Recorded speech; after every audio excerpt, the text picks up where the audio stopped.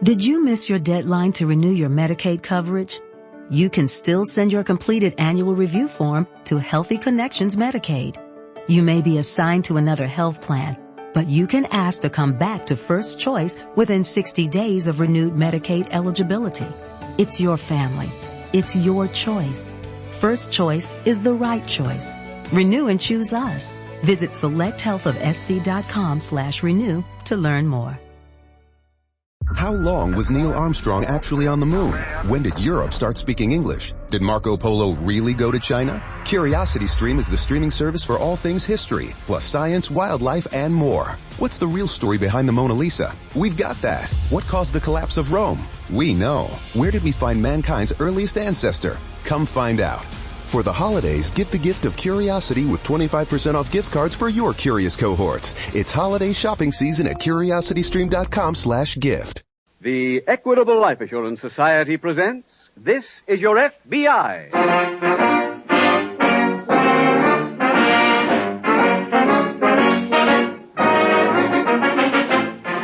This is Your FBI, the official broadcast from the files of the Federal Bureau of Investigation. Presented transcribed as a public service by the Equitable Life Assurance Society of the United States and the Equitable Society's representative in your community.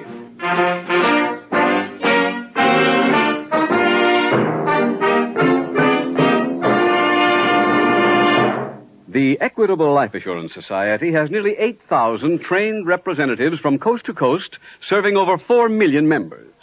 Tonight, one of our Equitable Society representatives has a brief but important message on Social Security. The recent changes in the Social Security law mean 10 million new people are now covered for the first time. Others have had their benefits greatly increased. Considering these changes, this Christmas season is a particularly good time to take a fresh look at your future, to examine just where you stand. To help you do this job easily, the Equitable Society has revised its famous fact-finding chart for fathers and mothers. Let me advise you to listen carefully when, in about 14 minutes, Mr. Keating will tell you more about this Equitable chart.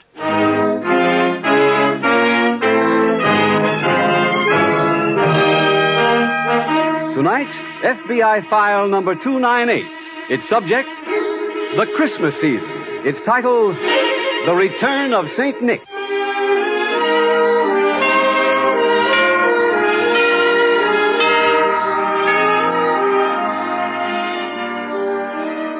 The United States is a young country in the family of nations, but already it has its share of national holidays.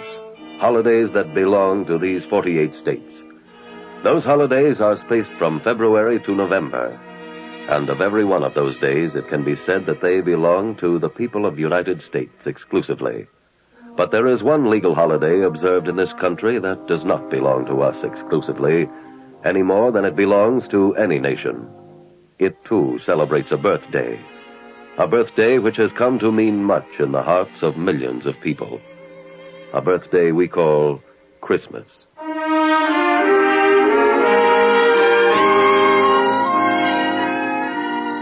Tonight's program, based on the holiday theme, has, by your requests, become almost a tradition in our series. It opens in an FBI field office located in a large eastern city. It is 2 days before Christmas, and Special Agent Jim Taylor has just entered the office of Agent in Charge Sheridan. Morning, Jim. Good morning, sir. I got my report here on the Henderson case. Oh, fine. Just leave it on my desk, will you? Well, you're officially on leave, aren't you, Jim? Yes, sir, as of this morning. But I wanted to hand this in before I left. No. You going out of town for the holiday? That's right, sir. Flying home this afternoon. Good. How long since you've been home on Christmas? Oh, 3 years. Well, have a nice trip, Jim. Thank you, sir. And a very Merry Christmas. Same to you.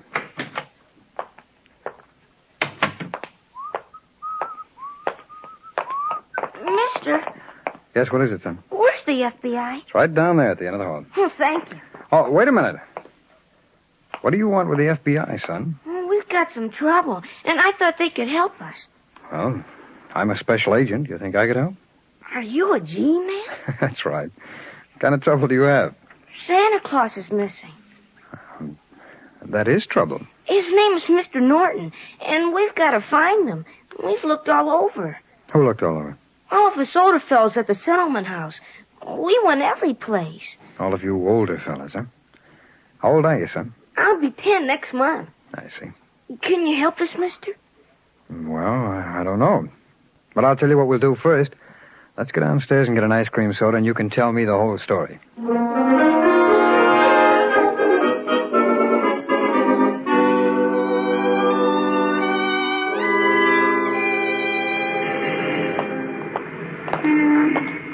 This is the settlement house, Mr. Taylor. That's a nice-looking building. Here, we go in this door. Okay. Go ahead.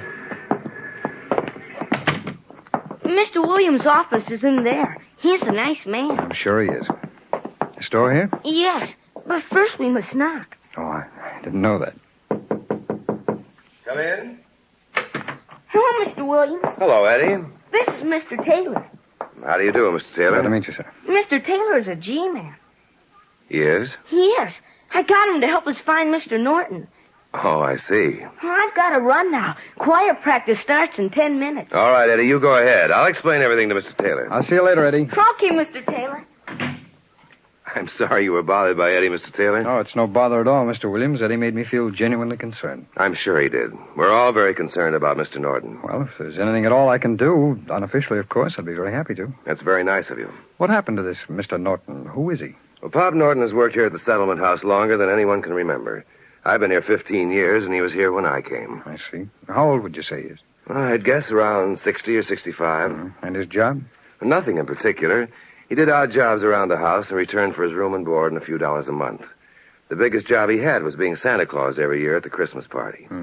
Every child in the house was crazy about him, and he loved every one of them in return. Eddie said he was missing. Is that true? Yes, I have no idea where he could have gone. Well, what made him leave? That's the odd part of it. No one seems to know.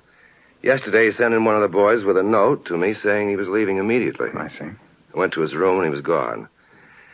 I'm afraid it's not going to be much of a Christmas for the children without Pop. Well, Mr. Williams, do you mind if I take a look around his room? Well, not at all. Maybe I can find something there that will lead us to where Santa Claus is hiding.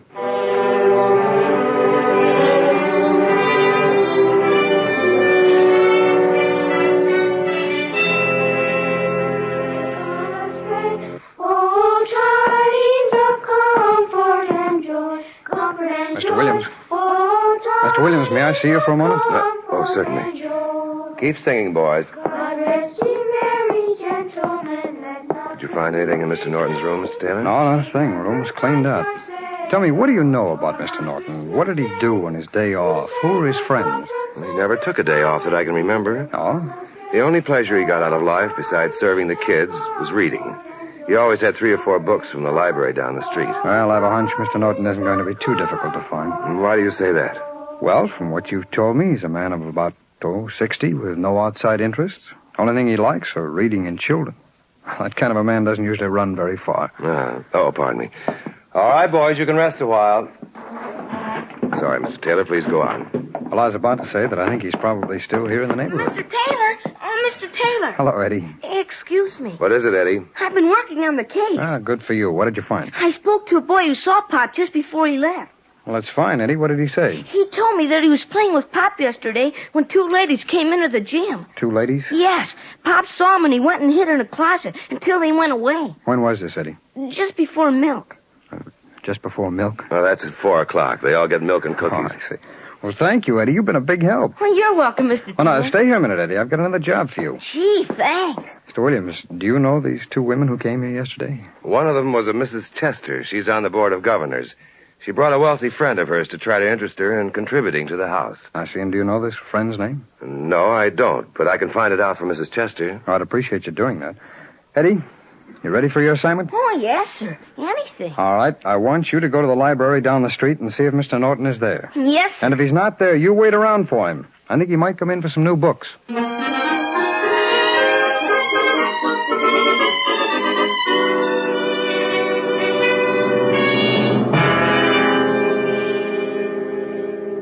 Mr. Sheridan, may I see you a minute? Why, certainly, Jim. Come on in. I thought you'd be on your way home by now. So did I. Well, what happened? Well, when I left your office this morning, a young boy stopped me in the hall and asked me for some help.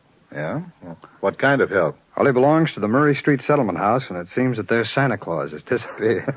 He wanted us to find him. I went back with him, and I talked to the head of the house. Well, what's the story? Well, this Mr. Norton has worked at the settlement house for, about 30 years, and then yesterday he suddenly quit. Why? Well, nobody seems to know, sir, except that he saw 2 women come in, and he hid in a closet until they left, and he packed his belongings and disappeared. I see. I know this isn't our case, sir, but, well, I'd like to ask a favor. What is it?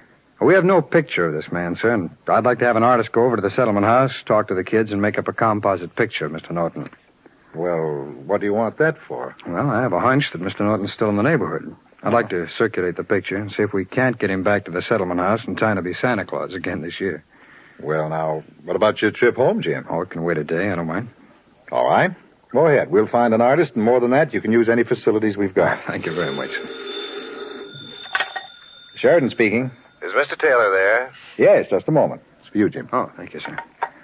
Hello. Hello, Mr. Taylor. Oh, hello, Mr. Williams. I've got that information for you. Oh, that's fine. The woman with Mrs. Chester yesterday was a Mrs. Norman Montgomery.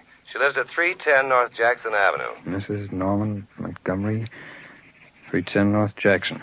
Thank you very much, Mr. Williams. She must have been the one Pop was afraid of. Oh, why do you say that? Well, Mrs. Chester's been on friendly terms with Pop for 15 years. Oh, I see. Oh, Mr. Williams, I'm sending an artist over. I'd appreciate you letting him talk to all of the children so that he can make up a composite picture of Mr. Norton for us. We'll do anything we can to help, Mr. Taylor. Fine. He should be there in about, half an hour. All right. Oh, wait a minute. Eddie wants to talk to you. All right. Here he is. Hello, Mr. Taylor. Hello, Eddie. What did you find out? Nothing. I went to the library like you said, but Pop never came. Well, you go back there, Eddie, and keep watching. Don't give up so easily. All right, Mr. Taylor. I'll go back right now. Attaboy. And, Eddie, you tell all of your friends up there that if it's at all possible for the FBI to find Santa Claus, we'll have him there tomorrow night for that party.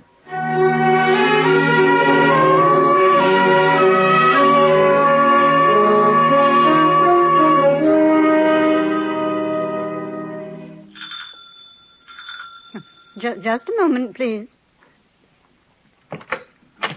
Mrs. Montgomery? Yes. My name is Taylor. I'm from the FBI. Here are my credentials, ma'am. What can I do for you, Mr. Taylor? Well, I'd like to come in and talk to you, if you don't mind. Well, come in. Thank you. What is it you want? Well, I'm checking up on something, and I'd like to ask you a few questions. Oh, what sort of questions?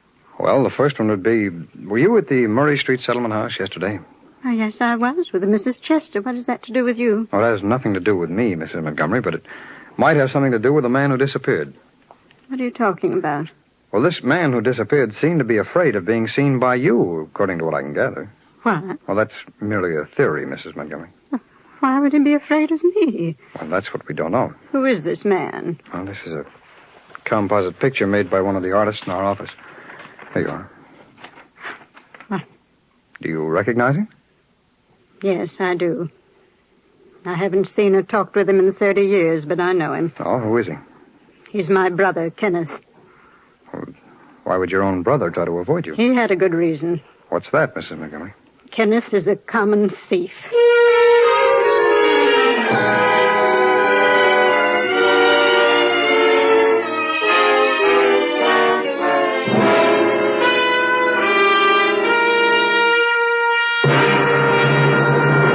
We will return in just a minute to tonight's exciting case from the official files of your FBI. Now, a short announcement from the Equitable Life Assurance Society on its famous fact-finding chart for fathers and mothers. This year, there has been an unprecedented demand for this fact-finding chart.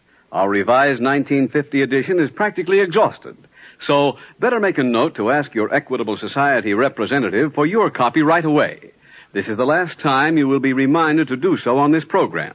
Remember, this 1950 edition of the chart has been revised to take into account the recent changes in the Social Security Act. These changes mean that the Social Security benefits of 35 million Americans have been increased 50 to 100%. And the names of an additional 10 million of our citizens have been added to the Social Security rolls. In either case, the Equitable's fact-finding chart for fathers and mothers is just what the doctor ordered. When you get this chart, you pretend for a few minutes that the breadwinner of your family has died before his time. The family's regular monthly income is cut off, but the children still need shoes, a roof over their heads, nourishing food. And how much is all that going to cost? The fact-finding chart for fathers and mothers will give you a reliable and accurate answer. With their new Social Security benefits, how many additional dollars will they need every week until the youngest child finishes high school? In 5 minutes, the fact-finding chart for fathers and mothers gives you an answer that you can trust. Guides you every step of the way with simple, easy-to-understand pictures. Once you have the facts before you, you can plan intelligently. Chances are that with your present life insurance and your new Social Security benefits, only a small amount of additional life insurance will mean complete security. Your Equitable representative will be glad to work out a sound and economical program for you. In any event, the first step is to ask him for a copy of the revised fact-finding chart for fathers and mothers. No charge, of course, and no obligation. So get in touch with your Equitable representative soon. Or write care of this station to the Equitable Life Assurance Society. That's EQUITABLE. The Equitable Life Assurance Society of the United States.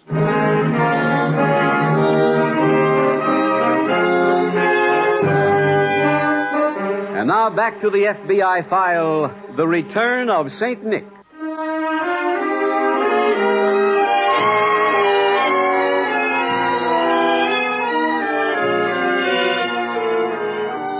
Hate is a vicious emotion which feeds upon itself and becomes greater as time goes on. It utterly destroys every person it possesses, because it ruins their judgment by robbing them of their ability to see both sides of any question. Ultimately, it must warp the mind to such a degree that only a paramount shock can restore any degree of mental balance. As you can see from tonight's case from the files of your FBI, hate can make two members of the same family stop talking for 30 years. For a period of time that is almost half the allotted time of man on earth. That kind of hatred can consume a person, an industry, or a nation. For when a nation hates that way, the lone possible outlet is war. No one person can prevent a war between nations, but every one of you can make this a much finer holiday season for yourself by resolving to live your life with full dignity as a human being, and full respect for the rights of every other human being on the face of the earth.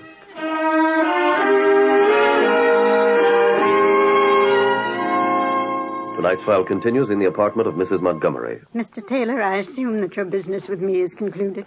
Yes, I'm afraid it is, Mrs. Montgomery, and I'm sorry, because you're the one person I hope could help us find your brother. What do you want to find him for? To arrest him? Oh, no, indeed, no.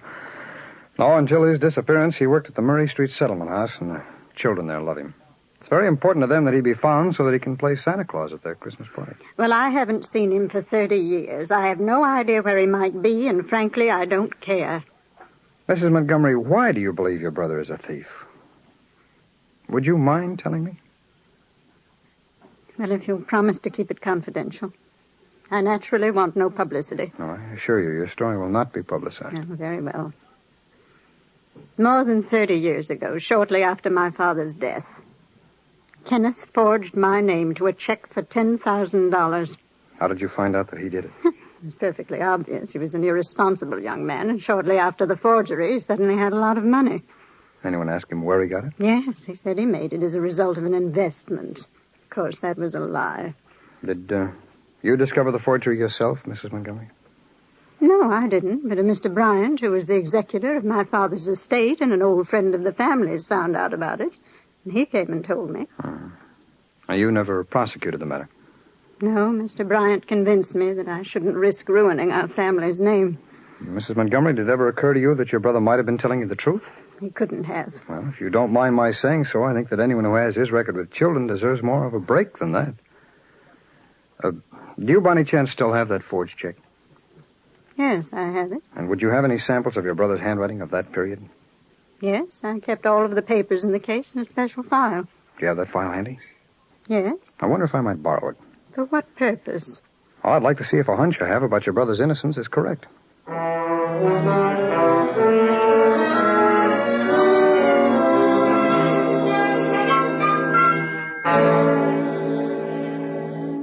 Hello, Mr. Taylor. Oh, hello, Eddie. Have a chair. Well, thank you. Well, Eddie, what are you doing wearing a mustache? Well, I bought a disguise kit, Mr. Taylor, so I could stay at the library and watch out for Mr. Norton without him recognizing me. Oh, that's a good idea. Well, tell me, did you see Mr. Norton? Yes, I did. You did? When? Well, he didn't show up at all last night. I stayed until the library closed. Mm-hmm. But you told me to stay on it, so I went back this morning, and he came to the library about 10 o'clock. Did you talk to him? I tried to talk to him, but he said he didn't know me. He did? Yeah, so I took off the red wig I was wearing, but he still said he didn't know me. I didn't think he'd do that. And then he turned around and walked out of the library. I trailed him, just like I saw a detective do in the movies. Where'd he go? I wrote down the address, Mr. Taylor. Here it is. 71 Vernon Avenue. 71 Vernon. That's not far from the settlement house, is it? No, it's only about 2 blocks. Good work, partner. Here's that report from handwriting, Mr. Taylor. Oh, thanks very much. What's that, Mr. Taylor? Oh, I had some papers analyzed by our handwriting experts, Eddie. Are you going to go to see Pop now? In a little while, Eddie. First, I've got another call to make. Look, you go back over to the settlement house. I'll see you there later on.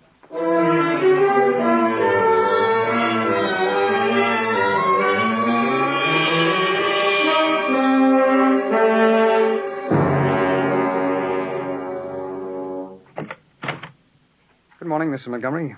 Good morning. May I come in? Surely. Thank you. I have some news about your brother. What kind of news? Well, I took your file of papers down to the handwriting analysis department at our office. Why did you do that? Because I wanted them to study the signature on that forged check and then to compare it with samples of your brother's handwriting. I don't understand why you had them do all that. Well, Mrs. Montgomery, when this crime was committed, modern scientific handwriting analysis was not used in cases of this kind. So? Well, so today it's possible for experts to examine handwriting and to make a sound judgment based on their study. Well, those experts have just written a report stating that your brother did not forge that check. I can't believe it. Well, nevertheless, it's true. I know it isn't very polite to speak ill of the dead, but according to the report, the executor of the estate, Mr. Bryant, is the man who forged that check. Mr. Bryant? That's right. I don't know what to say. Well, I think that whatever you do have to say ought to be said to your brother. But he's disappeared. He was found this afternoon in a rooming house on Vernon Avenue. Mr. Taylor, I'm not a young woman anymore. And about all I have left is my pride. Will you ask Kenneth to come to see me tonight? Well, I'm sorry, Mrs. Montgomery, but I think your brother has some pride himself. After all, he ran away when he was innocent. No, I'd suggest that if you want to see him, you'll meet us. Where? Well, if everything goes well, we'll be at the settlement house at 8 o'clock tonight.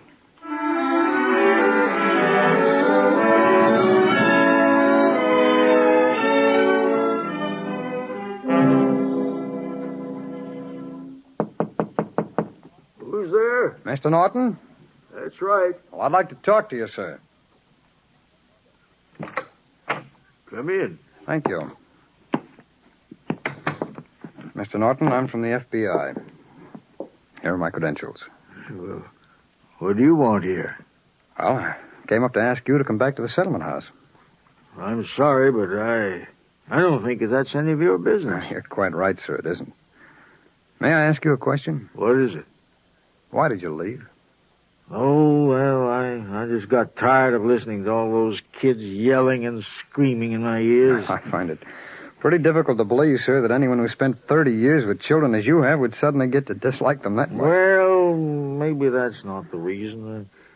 Maybe I've got reasons of my own that I don't want to talk about. Could it possibly be because of your sister? Who told you that? Well, I'm sorry if I seem to have pried into your affairs, Mr. Norton, but I've been to see your sister. What for? Well, I went there because I was trying to find you. She told me about that check for $10,000. She did? Yes, and with the aid of the FBI laboratory, we showed your sister that you didn't forge her name. Mr. Bryant was the guilty one. What did you say? I said Mr. Bryant was the one who forged that check. How do you know that? Handwriting analysis proved it. Uh-huh.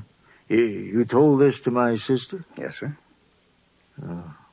Did she believe you? Yes, sir, she did. And she'd like to see you. She'd like to try to make amends. I asked her to come to the settlement house tonight.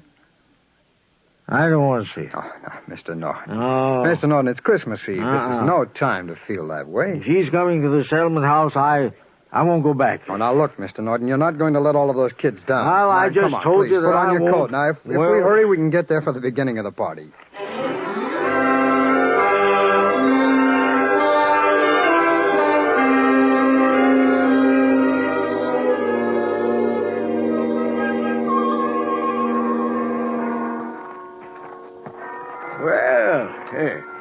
started to snow just in time. Kids will be happy. You know, it makes it seem more like Christmas when it snows. Sure does. Well, here we are. You go ahead, Mr. Norton. Thank you. A little late. I suppose the party's already started. I think so. I better hurry upstairs and get into my Santa Claus suit. Oh, it's in Mr. Williams' office. He told me to bring you right. Oh, fine. You go ahead in, sir. I'll wait for you out here. Well, thank you.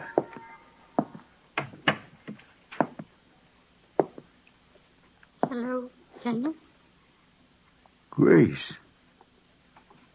Mr. Taylor was kind enough to invite me to the party. Yes, I know. You haven't changed much, Kenneth. Kenneth. Grace. Oh, Kenneth, I'm so ashamed. Oh, there. Now, don't, please. All Grace, these don't. years I've falsely accused you. Oh, well, now, let's forget it, Grace. It's all in the past. Will you ever forgive me? I already have. Oh, Look, now. This is no time for crying, Grace. Here's my handkerchief. Now, here. Now, let me dry your eyes. That's right. Now, thank you. Help me on with this costume, will you? Why, it's a Santa Claus suit. Huh? This is my annual job around here. How wonderful. I got to really hurry, too. Party's already started. Say, will you hand me that wig and beard? Surely. Here you are, Kenneth. Well, the boys are starting to sing. Yes. Yeah, I better be getting out there. Will you join me at the party, Grace? Of course.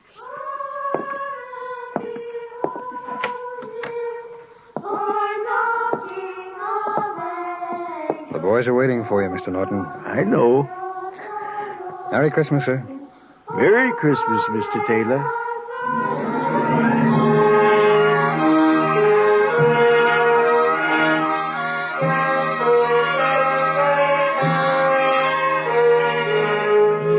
Soon we will all begin a new year.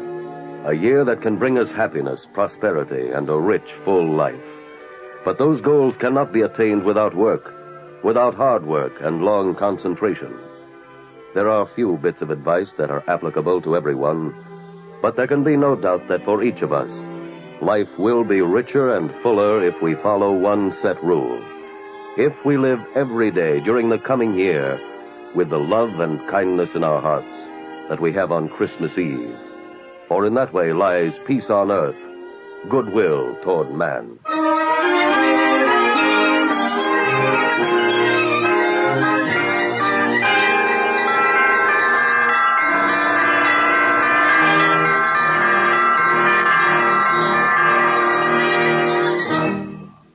Now, a quick message from our Equitable Society representative. On behalf of nearly 8,000 Equitable Society representatives, I wish you all a Merry Christmas.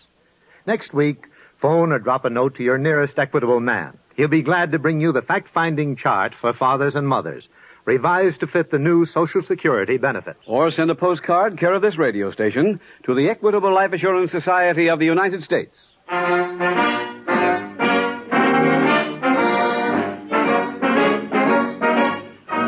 The incidents used in tonight's transcribed Equitable Life Assurance Society's broadcast are adapted from the files of the Federal Bureau of Investigation. However, all names used are fictitious, and any similarity thereof to the names of places or persons, living or dead, is accidental.